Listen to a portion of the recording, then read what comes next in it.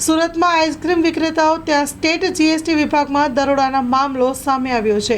બિસ્મિલ્લા અને 51 રેમ્બોમાંથી 2 કરોડ રૂપિયાની કરચોરી મળી આવી છે। સ્ટેટ જીએસટી દ્વારા રાજ્યમાં જ્યુસ, આઈસ્ક્રીમ, ભજીયા, પીઝાના 9 વેપારીઓ માટે 45થી વધુ ઠેકાણા પર દરોડા પાડવામાં આવ્યા છે।